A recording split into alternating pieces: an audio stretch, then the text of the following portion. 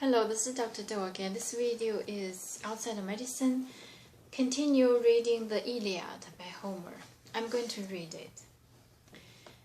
And the man who led Euboea, Abates, breathing fury, Chalcis and Eritrea, Histia covered with vineyards, Cerinthus along the shore and Dion's hilltop streets, the man who held Charistus and the man who settled Stera, Elephanar, comrade of Ares, led the whole contingent. Chalcodon's son, a lord of fierce Abates. The sprinting Abates followed hard at his heels. Their forelocks cropped, hair grown long at the back, troops nerved to launch with their tough ashen spears, and slash the enemy's breastplates around their chest.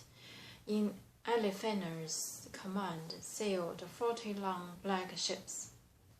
Next, the man who held the strong-built city of Athens, realm of high-hearted Erechtheus. Zeus' daughter Athena tended him once. The grain-giving fields had borne him long ago, and then she settled the king in Athens, in her own rich shrine, where sons of Athens worship him with bulls and goats as the years wheel around in season. Athenians all and Patios' son Meneceus led them on, and no one born on the earth could match that man in arraying teams of horse and shielded fighters. Nestor, his only rival, thanks to Nestor's age, and in his command sailed 50 long black ships. Out of Salamis, great Telamonian Ajax led 12 ships drawn up where Athenian forces formed their line of battle. Then men of Argos and Terans with her tremendous walls, and Hermione and Aeson commanding the deep white gulf, Troezen, Ionian, and Epidaurus green with vines, and Achaea's warrior sons who held Aegina and Messis. Diomedes, lord of the wall, led their crack contingents, flanked by Strenius, far-famed Capaneus' favorite son. Third in the vanguard marched Euryalus, strong as a god, son of King Micesius, son of Talus, but over them all, with cries to martial men, Diomedes led the whole force, and his Argives sailed in 80 long black ships.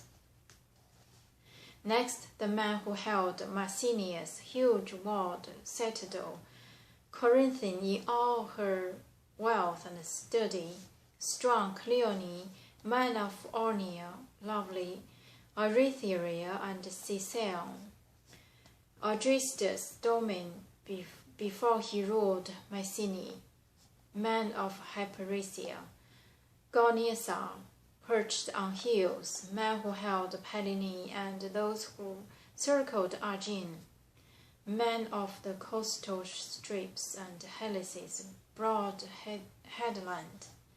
They came in 100 ships, and Agamemnon led them on, Atreus' royal son. And marching in his companies came the most and the bravest fighting man by far. And there in the midst, armed in gleaming bronze, in all his glory, he towered high over all his fighters. He was the greatest warlord. He led by far the largest army.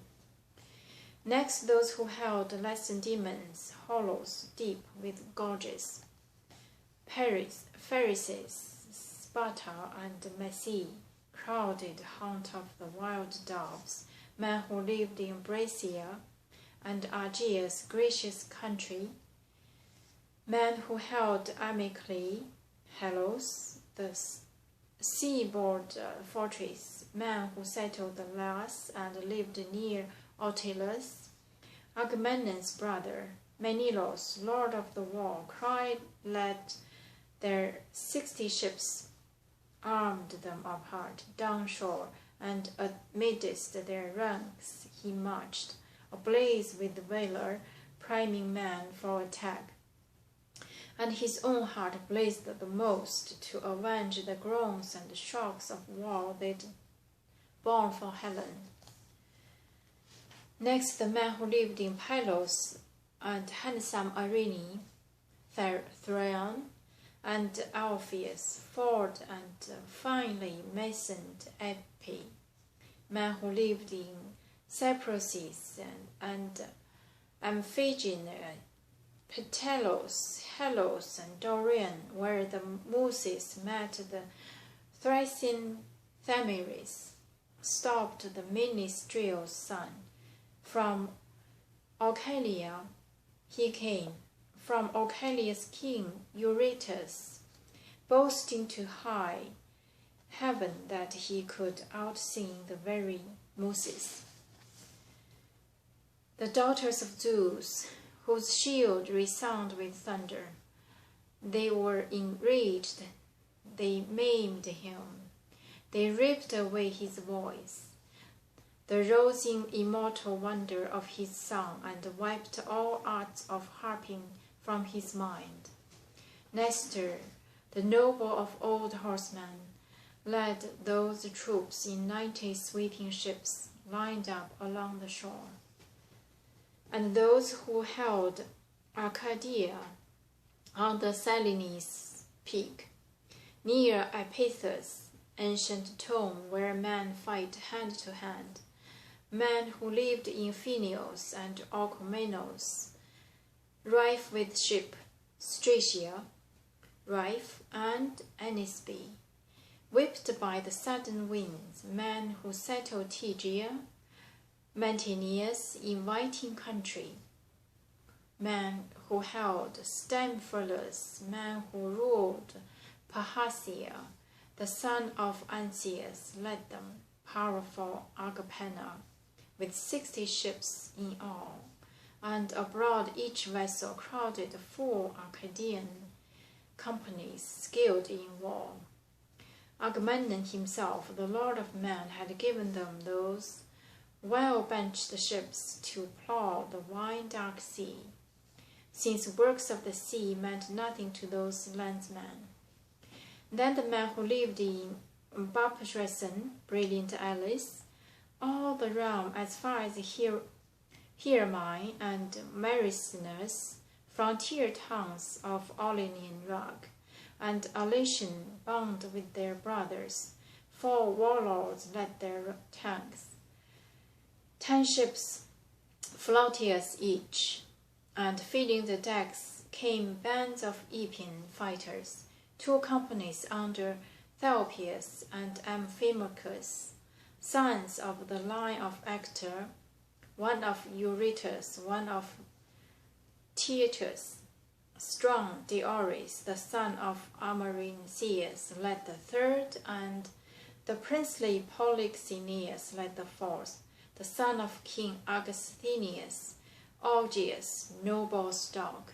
I'm going to stop here today and continue next time. Thank you for watching.